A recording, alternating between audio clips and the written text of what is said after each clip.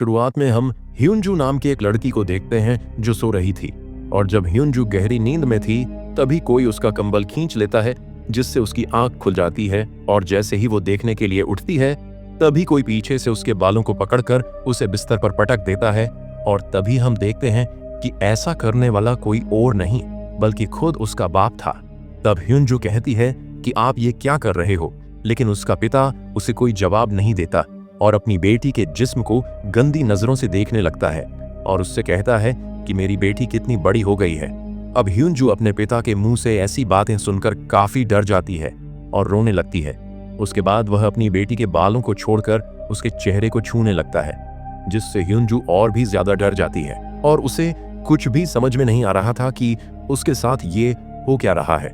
फिर तभी उसके पिता वहां से चले जाते हैं। उसके बाद अगले दिन ह्यूनजू यहाँ सोच रही थी कि पिछली रात जो उसके साथ हुआ क्या वह उसकी माँ को बताना चाहिए। इसी दौरान उसकी बहन सोनवू भी अपने कमरे से नीचे आ जाती है और साथ ही उसका भाई भी ब्रेकफास्ट करने के लिए आकर बैठ जाता है। तभी उसके पिता भी ब्रेकफास्ट के लिए यहाँ पर आ जाते हैं और ऐसा बिहेव करते हैं कि जैसे पिछली रात उन्होंने कुछ किया ही ना हो, जिसे देखकर ह्यूनजू सोचती है कि कल रात तो ये मुझे बुरी नजरों से देख रहे थे और आज ये इतने अनजान क्यों बन रहे हैं। इसीलिए ह्यूनजू उठकर वहां से चली जाती है। तभी यहाँ पर उसकी माँ आकर खाना टेबल पर जोर से पटकती है। यहाँ किसी को भी समझ में नहीं आ रहा था कि यहाँ क्या हो रहा है। फिर यहाँ उनकी माँ अजीब तरह से खाना खाने लगती है, जैसे कि वह कई दिनों से भूखा हो। तब उनकी ऐसी हरकतें देखकर उनके बच्चे डरने लगते हैं और उसका बेटा भी खाने को उगल देता है और कहता है कि खाने में बहुत नमक है। पर तभी उनकी माँ उसी खाने को उठाकर पागलों की तरह खाने लगती है। फिर वो अपना खाया हुआ खाना अपने बेटे को भी खाने के लिए कहती है, लेकिन वो नहीं खाना चाहता था, इसीलिए वो अपने पिता की तरफ देखने लगता है। तब उसके पिता कहते हैं कि तुम नहीं खाना चाहते हैं तो मत खाओ, जिसे सुनकर उनकी माँ उनके पिता को गुस्से से देखने लगती है और प्लेट्स को नीचे फेंक देती है, जिससे बच्चे बहुत ज्यादा डर जाते हैं। और उनकी माँ उनसे कहती है कि जो भी मैं बनाती हूँ उसे चुपचाप खा लिया करो।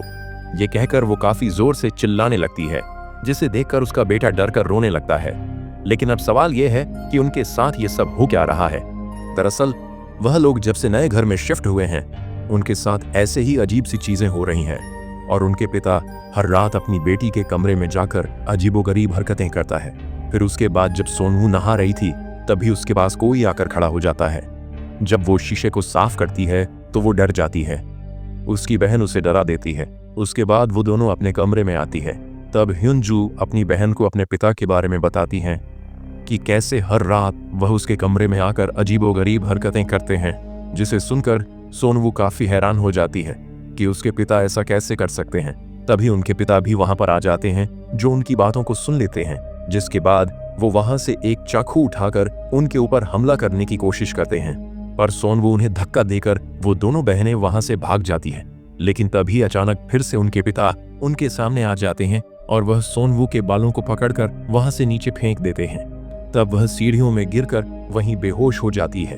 तभी उसकी बहन ह्यूनजू डरकर वहां से भाग जाती है और एक जगह पर आकर छुप जाती है। तब उसके पिता एक हथौड़ा लेकर उसे ढूंढने लगते हैं। फिर वही दूसरी तरफ सोनवू को भी होश आ जाता है और वह अपनी बहन को ढूंढने लगती है। लेकिन जब वह पीछे मुड़कर देखती है तो उसके पिता एक हथौड़ा लेकर उसके सामने खड़े होते हैं और वो उस पर हथौड़े से हमला करने ही वाले होते हैं कि तभी ह्यूनजू जोर से चिल्लाती है, जिससे उसके पिता रुक जाते हैं। तभी ह्यूनजू एक बैट से अपने पिता को जोर से मारती हैं, लेकिन उसके पिता को कुछ भी नहीं होता और गुस्से में वह उसके ऊपर भी हथौड़े से हमला करने लगते हैं। और तभी नीचे से उनके असली पिता ऊपर आने लगते हैं, जिसे देखकर उनका बहरूपिया हथौड़ा फेंककर दूसरे कमरे में चला जाता है। फिर उनके पिता ऊपर आकर अपनी बेटियों को देखते हैं, जो उनसे डरकर पीछे हट रही थी।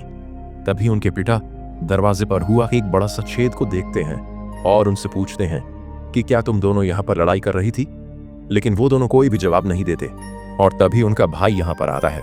तब वह दोनों बहनें उसे यहाँ से भागने को कहती हैं। फिर तभी पीछे से उनकी माँ वह हथौड़ा उठाती है और उनके पिता के पास जाकर उन पर हमला करने लगती है। तभी उनके पिता उसे रोकने की कोशिश करते हैं, लेकिन वह उन्हें धक्का मारकर गिरा देती है, जिसके बाद वह काफी डरावनी स्माइल देने लगती है और टूटे हुए कांच पर पैर रखकर अपने रूम में चली जाती है। लेकिन तभी नीचे से उनकी माँ आवाज देकर ऊपर आती है और उनसे पूछती है कि ये सब क्या हो रहा है। लेकिन सभी लोग उनसे डरने लगते हैं तभी उनके पिता डरते हुए रूम का दरवाजा खोलते हैं, लेकिन रूम में कोई भी नहीं होता। पर उनके पिता फ्लोर पर पड़े हुए हथौड़े को देखते हैं, जिसके बाद उनकी माँ अपने बच्चों से पूछती है कि क्या हुआ, लेकिन वो तीनों अपने माँ से डर रहे थे। फिर अगली सुबह उनके पिता अपने भाई को घर बुलाते हैं, जो चर्च का एक फादर होता है, और अगले दिन वह उनके घर आता है। तब फादर उन्हें ऐसे ही अजीब घटनाओं के बारे में बताता है, लेकिन उसका बड़ा भाई इस सब पर विश्वास नहीं करता था। फिर रात को ये लोग एक साथ एक ही रूम में सोने का डिसाइड करते हैं। उसके बाद आधी रात में छोटे बच्चे को टॉयलेट आती है और वह बिना किसी को परेशान किए अकेला ही वॉशरूम में चला जाता है। तभी उसके जैसा ही दिखने वाला एक बहरूपिया वहां आता है, जो एक चाकू उठाकर अजीब सी स्माइल करता है, और वह फादर को मारना चाहता था, लेकिन वो उसे नहीं मार पाता और ऐसा लग रहा था कि उसे किसी चीज ने रोक लिया था। तभी फादर अपनी आंख खोलते हैं और वो समझ गए थे कि यहाँ पर खतरनाक आत्मा का साया है, लेकिन फादर इस चीज से अकेले नहीं लड़ सकते थे, इसीलिए वो अपनी एक सीनियर फादर से मदद मांगते हैं। फिर सभी सीनियर बैठकर बात करते हैं कि आखिर इस फैमिली को उस आत्मा से कैसे बचाया जाए, और वह सभी मिलकर एग्जॉर्सिज्म करने का फैसला करते हैं।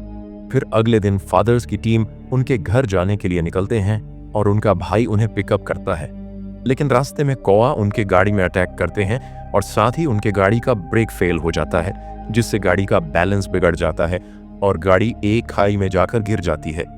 फिर दूसरी तरफ उनके पिता सोनवू को बेड से बांध देते हैं। तभी बच्चों की माँ उन्हें समझाने की कोशिश करती है, लेकिन वो कहते हैं कि ये सब ठीक करने का बस यही एक तरीका है। फिर आधी रात को फादर खून से लथपथ होकर उनके घर आते हैं और बताते हैं कि सभी फादर्स मारे जा चुके हैं, इसीलिए अब जो भी करना है वह हमें ही करना होगा।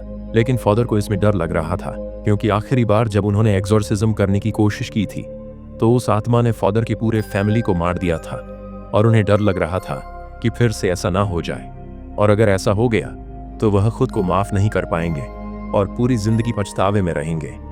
लेकिन उसका भाई अपने घुटनों में बैठकर उससे रिक्वेस्ट करता है कि हमें किसी भी तरह इस शैतान से बचाओ, वरना वह हम सभी को मार देगा। जिसे सुनने के बाद फादर कैंडल्स जलाते हैं और सोनवू के ऊपर होली वाटर को छिड़कते हैं। तब सोनवू चिल्लाने लगती है और उसे कुछ भी समझ में नहीं आ रहा था कि उसके साथ क्या हो रहा है। उसके बाद फादर सोनवू के सीने पर एक क्रॉस रख देता है और उसे एक छड़ी से मारने लगता है। तब सोनवू दर्द से चिल्लाने लगती है और उनसे पूछती है कि वह उसके साथ ऐसा क्यों कर रहे हैं। तभी फादर अपने भाई से कहता है कि क्या तुम अभी भी ये सब जारी रखना चाहते हो, जिस पर वह अपनी बेटी का पैर कस के पकड़ता है ताकि वो हिल ना पाए। फिर फादर उसको छुरी से जोर जोर से मारने लगता है। तब सोनवू काफी चिल्लाती है और रोने लगती है, जिसे देखकर उसके पिता भी रोने लगते हैं और फादर अलग अलग छड़ी निकालकर उसे मारते ही जा रहे थे। तब सोनवू दर्द के कारण बेहोश हो जाती है, और वहीं दूसरी तरफ जहां एक्सीडेंट हुआ था वहां पुलिस पहुंच जाती है और हम देखते हैं कि उन फादरों के साथ उसका भाई भी बेहोश पड़ा हुआ था। इसका मतलब घर में जो आदमी है वो उसका भाई नहीं बल्कि खुद ही शैतान है, जो कि लगातार सोनवू को पीट रहा था। अब सोनवू की माँ से ये सब बर्दाश्त नहीं होता, इसीलिए वो फादर को उसे मारने से रोकने लगती है और अपने पति से कहती है कि ऐसा करने से अच्छा तो हम एक साथ ही मर जाएं। लेकिन वो अपनी पत्नी को धक्का मार देता है और अपने भाई से एक्सोर्सिज्म जारी रखने के लिए कहता है। तभी उसकी पत्नी उससे कहती है कि तुम डरपोक हो जो गलत का साथ दे रहे हो, जिससे पति को गुस्सा आ जाता है और अपनी पत्नी का गला दबाने लगता है। तभी पत्नी एक कांच का गिलास पति के सर पे दे मारती है। तब वो भी अपनी पत्नी को दीवार पर पटक देता है, जिससे वो बेहोश हो जाती है। तभी वो अपने भाई की तरफ देखता है जो अजीब तरह से हंस रहा था, इसीलिए वह शैतान पर भी हमला करता है, लेकिन वह उसे मारकर नीचे गिरा देता है। और जैसे ही वह शैतान उसको मारने वाला होता है कि तभी असली फादर यहाँ पर पहुंच जाते हैं और कुछ मंत्र पढ़ने लगते हैं, जिससे वह आत्मा यहाँ से चली जाती है। उसके बाद सोनवू स्टोरेज रूम की तरफ जाने लगती है, जो काफी बुरी तरह से जख्मी थी, और अपने पिता की तरफ देखते हुए पूछती है कि तुमने मुझे इतनी बुरी तरह मारने क्यों दिया।